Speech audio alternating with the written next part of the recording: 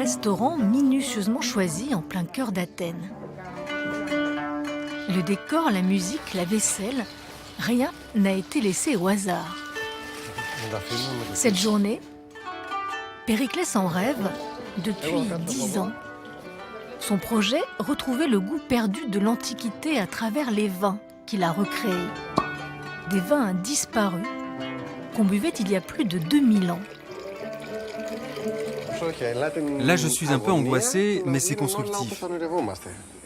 Ce que je veux par-dessus tout, c'est lire la surprise sur leur visage. Que mes vins leur plaisent autant qu'ils me plaisent à moi.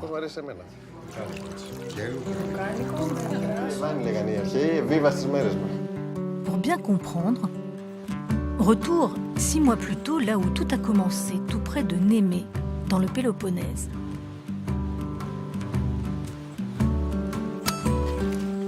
Ce jour-là, Périclès tente une nouvelle expérience, une vendange tardive. Ce cépage, l'Agorgitiko, était déjà cultivé ici il y a 2500 ans, sur ces mêmes coteaux, très précisément. Comment tu le trouves ce raisin, toi?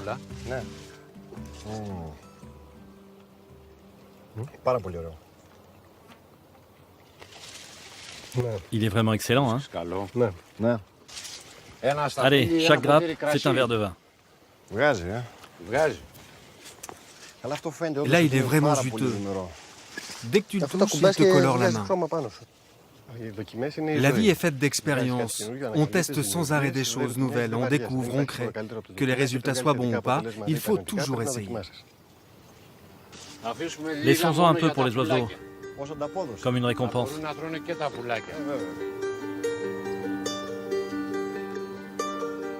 Périclès pousse très loin l'expérience.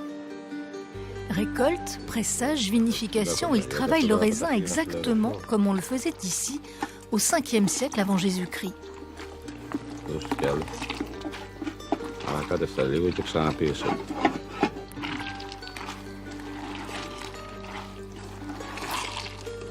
Regardez cette couleur rouge.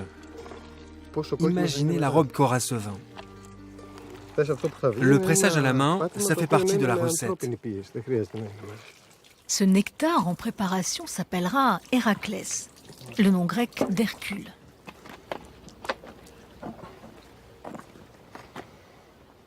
Regarde-moi cette couleur.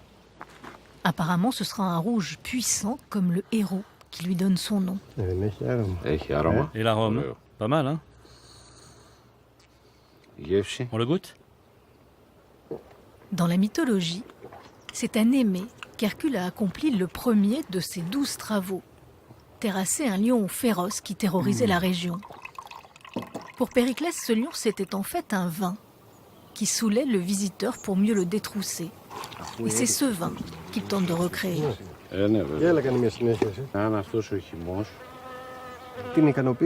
C'est un immense plaisir de ramener à la surface quelque chose qui était perdu depuis des milliers d'années. Il faut que les jeunes générations sachent à quoi ressemblait ce vin de l'Antiquité. Platon, Aristote, tous ces gens, que buvaient-ils? Qu'ont-ils dit? Certains ont écrit « Le vin réjouit le cœur de l'homme ». Mais quel vin?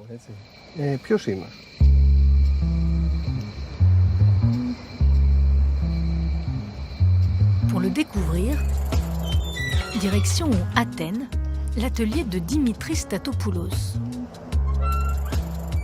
Dimitri travaille la céramique en suivant exactement les méthodes des anciens. Il est le seul.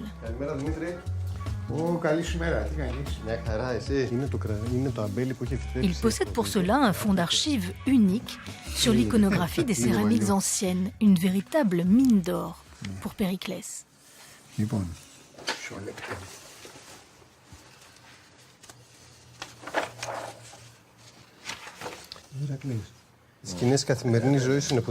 Voilà des scènes de la vie quotidienne.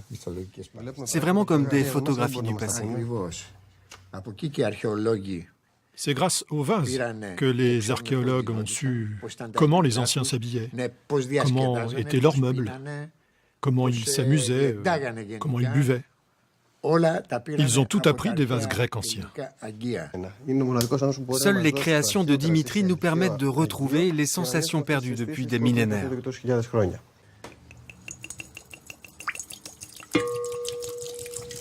T'as vu comme l'arôme se libère? À l'époque, on diluait le vin dans de l'eau et on le buvait allongé sur des divans. Il y avait une image au fond et au fur et à mesure qu'il buvait, l'image apparaissait.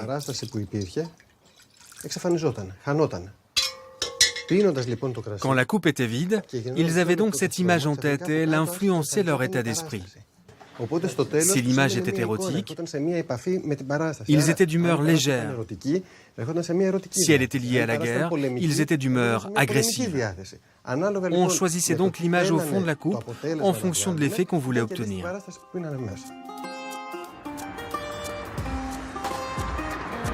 10 ans qu'il mène l'enquête, Périclès. Cette fois, c'est la recette d'un vin blanc qu'il recherche.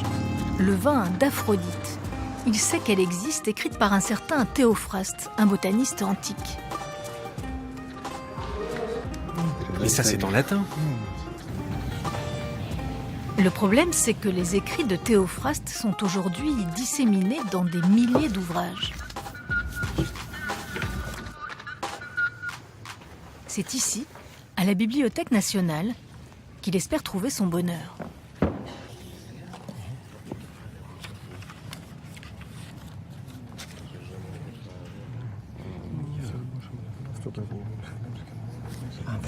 Regarde ici, ça fait référence à la recette et c'est en français.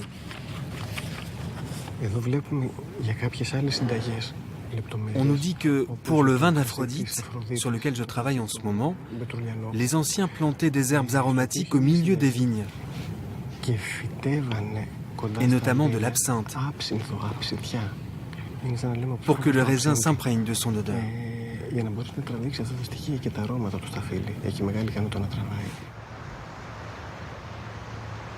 Cette découverte est une vraie avancée dans l'enquête de Périclès. Sauf qu'il n'y a pas d'absinthe dans ces vignes du Péloponnèse. Il va falloir trouver une solution. Retour à Némée, dans le laboratoire de son père, Achille. Tu penses qu'on peut faire quelque chose? Achille est le plus ancien œnologue de Grèce. Pour lui, c'est un vrai défi que lui lance son fils.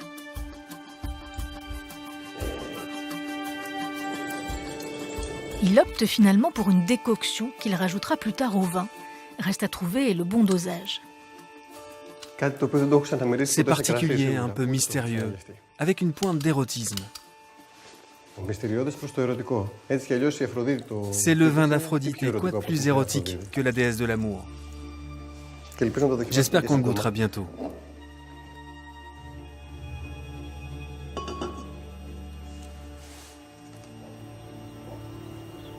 Quelques semaines de macération, un zeste d'intervention divine, et le mélange d'Aphrodite est prêt à exciter les papilles. Dernier test en condition avant la grande dégustation et premier juge, celui qu'il redoute le plus.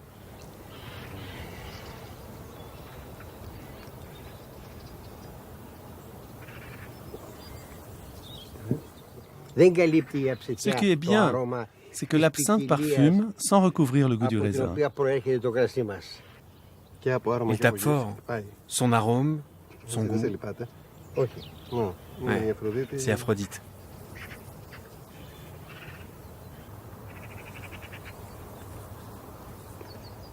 C'est une goutte d'histoire qu'on embrasse avec tous nos sens. Je ne peux pas espérer mieux. On est revenu 2500 ans en arrière. Le jour J à Athènes, c'est exactement ce qu'il veut reproduire. Tout y est, la musique, les céramiques, le vin et cette dizaine de connaisseurs prêts à rendre leur verdict. L'opinion de ces gens est très importante pour moi. L'homme en gilet noir est un collectionneur de vin. Il connaît bien le marché du luxe. Et celui avec la chemise à carreaux est un spécialiste des marchés étrangers.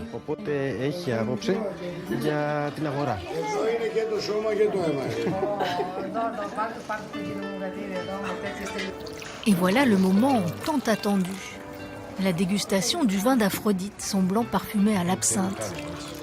Personne d'autre que son père ne l'a encore jamais goûté.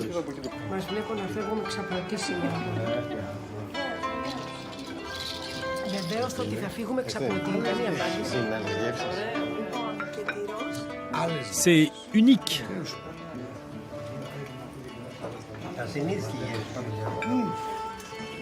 C'est vraiment très bon. Je n'ai jamais rien goûté de tel. J'essaie de le comparer avec d'autres goûts, mais je n'y arrive pas. C'est une saveur nouvelle, ou plutôt une saveur ancienne qui avait disparu et qu'on a recréée. Si ce succès se confirme, ces vins pourraient bientôt revenir sur les tables de Grèce et peut-être du monde. C'est un goût très particulier. Une saveur qui se diffuse dans tout votre corps. Ça vous enveloppe et ça éveille tous vos sens.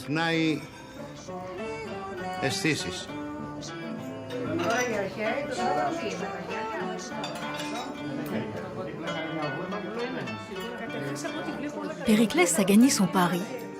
Et cette victoire, il veut la savourer dans un endroit très spécial pour lui, le temple de Poséidon, sur la côte d'Athènes. Dans l'Antiquité, c'était un lieu de culte et de fête où on buvait du vin, ce vin qu'il a su recréer. À chaque fois, on en jetait quelques gouttes par terre, c'était la part des dieux. On ressent tout de suite l'énergie de cet endroit. Ce n'est pas que de l'émotion, c'est divin d'être ici, de voir ce que nos ancêtres ont été capables d'édifier avec les moyens qu'ils avaient à l'époque. C'est une vraie source d'inspiration. Nous aussi, nous pouvons accomplir de grandes choses. Il suffit de prendre exemple sur eux.